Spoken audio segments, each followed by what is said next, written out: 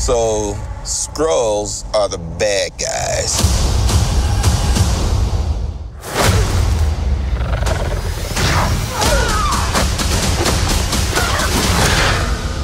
And you're a Kree. So, we have seen you in Sherlock, Doctor Who, Humans, Transformers. Are you a big sci-fi and fantasy fan, or do you happen to end up in these projects?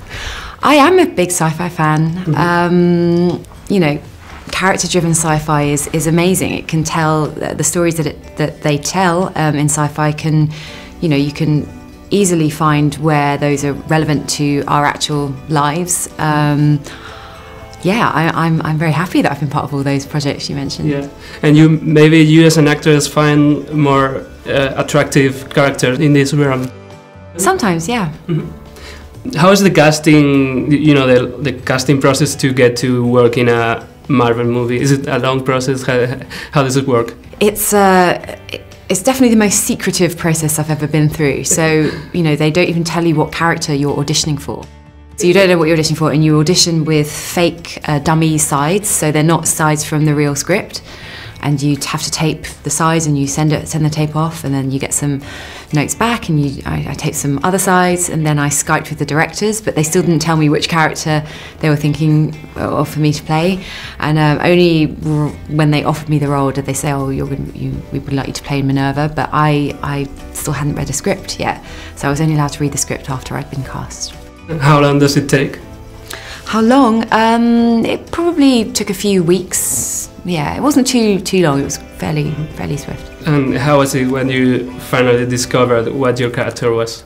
Well, I had been told a little bit about what she was, who she was. That she was a fighter. She was a member of this elite force. So I had been told like clues, but yeah. Can you tell me about this rivalry that she has with Carol Danvers, especially in a movie that it's in its heart about a female friendship between she and Maria? Yeah, I think you definitely see a contrast in Carol Danvers and Minn-Erva's dynamic.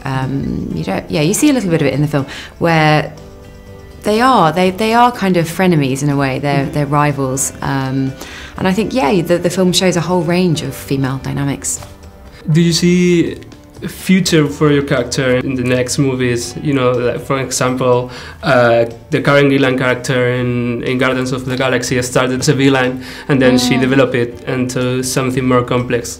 Yeah, well, who knows? You could definitely go into kind of the backstory, or you could go forwards. And you know, the Minn-Erva of the comics has quite a different trajectory and different allegiances and relationships with other characters. So, I mean, yeah, if they wanted to, they could. Yeah. You were in this big hit in the United States, Crazy Rich Asians, and now those two movies are big about representation of something more diverse than we've been given in the previous films in Hollywood. Do you think audiences are hungry for more diverse stories? Yeah, I think they are. I think it's not just that they're hungry for diversity's sake. I think they want fresh perspectives, original storytelling, and that may well come from a different point of view, whether that's from a female point of view or person of colour, or yeah, I think absolutely that's what they've responded to, and I think Hollywood and the studios are now, thankfully, they're waking up to that fact. And why do you think there are people who are getting so mad about it in the public? I don't know. I think there's a saying that, it's not my saying, but I've read it somewhere. You know, when you're accustomed to privilege, equality can feel like oppression. And I think that can be applied to gender relations, race relations, and you know, the party that has had the privilege for so long can feel victimised and can feel that they're under attack when that privilege is challenged. Whereas I think the healthiest thing for everyone is for people not to take it personally, and for people to just be able to say, look, we can see how this is a system that actually harms all of us, and we need to try and make it better for everyone. And it's not about men versus women, it's not about black versus white or anything like that, it's about us all trying to work together to make it better for everybody. And I think nobody wants special treatment, everyone just wants equal opportunity. right?